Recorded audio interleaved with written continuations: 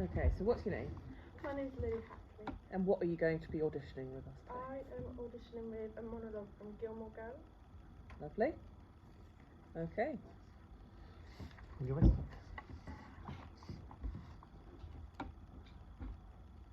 It was my birthday, and Royston Sinclair had broken my heart in front of everyone.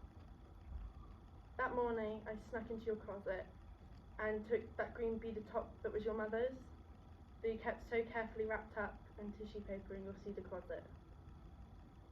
I walked to school with my chemin de fer sailor jeans, and I thought no one was as stylish as I was.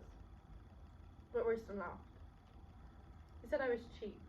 He said the only reason he had been my boyfriend was because he was mad at Andrew Morgan and he wasn't anymore.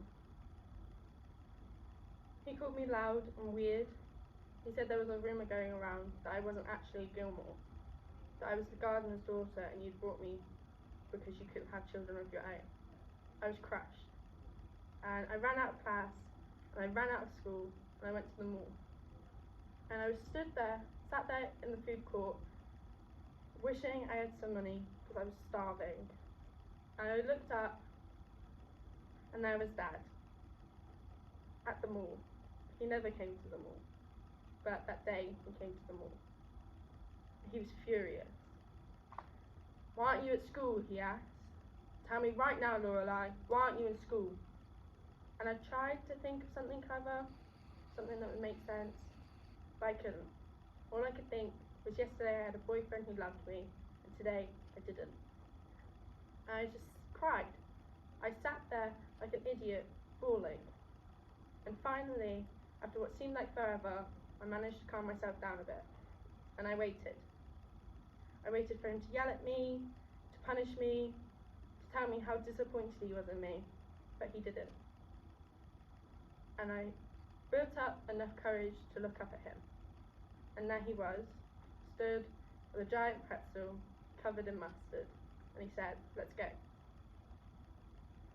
And we went to the movies. We watched An Unmarried Woman and Grease, something for him and something for me, he said. He brought me Red Hots and popcorn, and we sat in the dark and we watched. And when it finished, he took me home. He gave me a sweater to cover up the stolen top, and he told you he'd pick me up early from school and taken me to the club for a soda. That was the last we ever discussed it. That was my favourite birthday ever. I just thought you should know. Lovely.